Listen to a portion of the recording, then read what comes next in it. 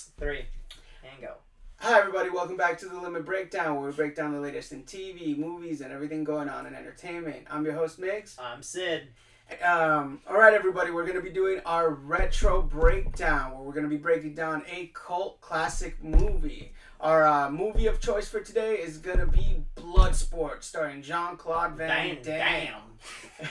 The action classic. And our too long didn't watch review for Bloodsport is it's got top tier fight choreography and a great soundtrack. However, it has horrible acting and super cheesy movie. That's why we're giving it 3 hearts. So stay tuned after the intro for our deep dive into Bloodsport.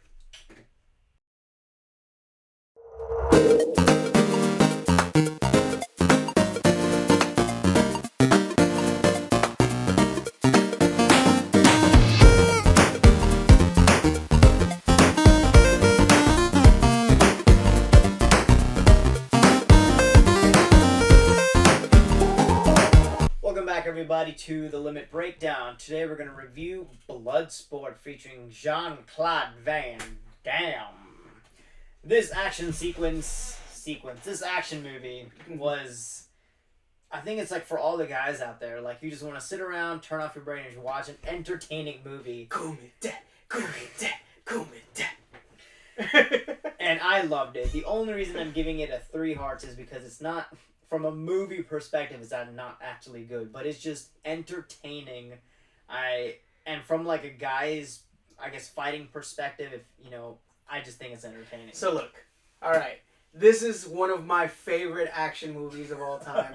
I love like cheesy 80s and 90s action flicks, and this was like the top. I had an uncle of mine who was absolutely obsessed with Jean-Claude Van Dam. And so, I'm talking to the point where, like, he, at 6 years old, he had me doing splits. Like, we were training martial arts when I was younger, but, like, he was doing splits. We were doing, like, he used to do the thing where you do the splits in the chair. Yeah. Like, the thing was crazy. But yeah, no. So, I absolutely love this movie. And even though, like, it is super cheesy. And, the premise is kind of crazy. Back in the day, I used to buy into the hype, because in the movie itself, it says it's based on a true story. Yes, Frank Dukes is actually a real person that it was based on, and it was his retelling of this story. I think he had put in like a newspaper article or something, and it got so big that they're like, we want to do a movie on you. Facts were a little bit different, but that's what he said. Yeah, I actually, before we did this, I dove a little bit into the depths of the internet to try to see what was and wasn't verified, and yeah, to Mr. Dukes' credibility is called into question. We'll just leave it at that. But as far as the entertainment value of it, man, the movie, the premise is fantastic. It's a secret underground full contact tournament, way before there was anything like MMA. And so it's supposedly all the best fighters from around the world meeting in this tournament to determine who's the best. And Mortal Kombat. Well, actually, it's funny that you mentioned that because the character of Johnny Cage is inspired by Van Damme's character from Bloodsport, down to the outfit. So in the first Mortal Kombat, he's wearing the shorts with the yellow sash around his waist, which is the exact same outfit that Van Damme wears for the final fight. Yep.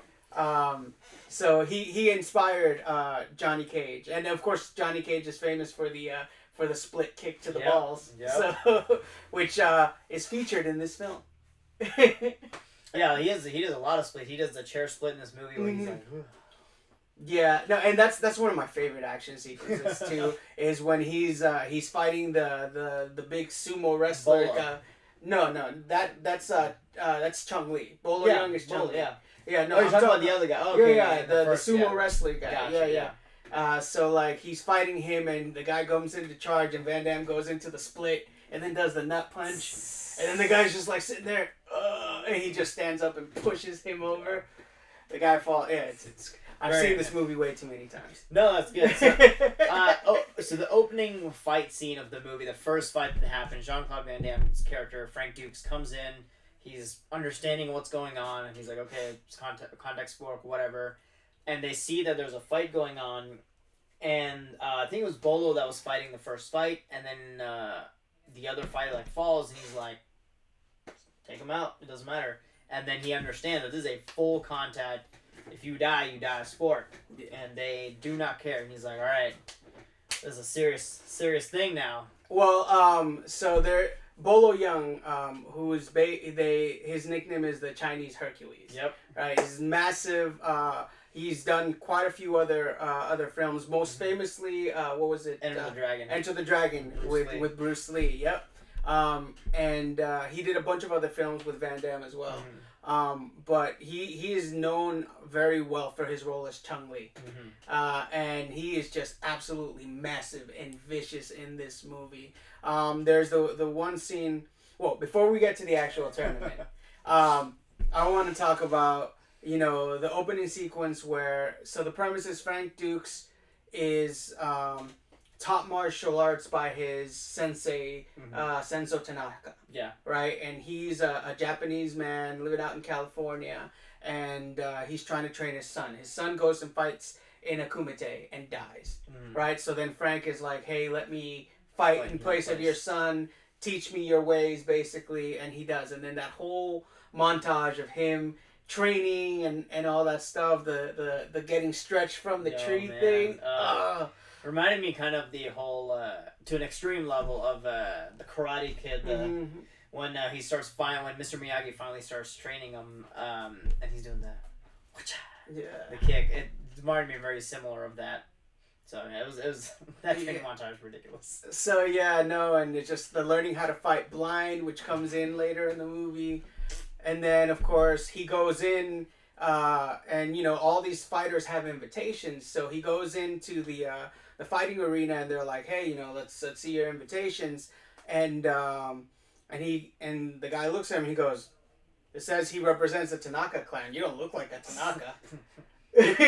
And so they're like, "Okay." So then they do the whole thing where he sets up the brakes. You gotta prove yourself. And he's like, "Show us the Dimmak." And then of course I love Ray Jackson. So he was also famous for the Revenge of the Nerds movies. He was Ogre in Revenge of the Nerds. Oh man! Oh, I forgot about that. But he just cracked me up the whole movie because he was playing like the obnoxious American. Mind you, this is the '80s too, so like you're overlooking the fact that Van Damme is supposed to be this super American good old boy Frank Dukes, but he has like the thickest Belgian accent. But I will do this. But Ray Gibbs, I think, is the name. I forget what the actor's name is, but he plays Ray Jackson. But anyway, he was just like the obnoxious American, and he's like, what the hell is a Dimmak? Oh yeah, how did he get invited to this? The whole time I'm like, how? I think he lost his first fight, right? No, he won the first one. He won like 2 or 3 of them. I think it was just he's just used to being big because the first fight he had, and it was a funny thing because he goes out there and he's fighting this like skinny white boy, and the guy has to be like half a foot smaller than him, like maybe 150 pounds lighter than him. And he just like runs upon him and smacks him in the head with like a closed fist and busts him open, and then of course he gets back and Van Damme is like, oh, that was very good, but what took you so long? Yeah, their banter is very good, and I like that. At no point they're like, all right, cool, we respect each other, because there was a scene where the chair scene what I was talking about is Van Damme is split. He has his split on 2 chairs, and he's doing his stretches, and he walks in, Bill walks in, and he's just like, hey, are you... Ow. It hurts me just looking at it. Yeah, I was like... Oh, man, that scene was hilarious. I loved it. With Van Damme's obviously full concentration. Yeah. But going into the tournament itself, the fight choreography was fantastic. One thing of note is that they used very little stunt actors in those fight scenes. A lot of those were actual fighters. They filmed on location in Hong Kong. Nice. So they had quite a few like actual martial artists taking place or filming in there. Most notably, the actor that played Paco, the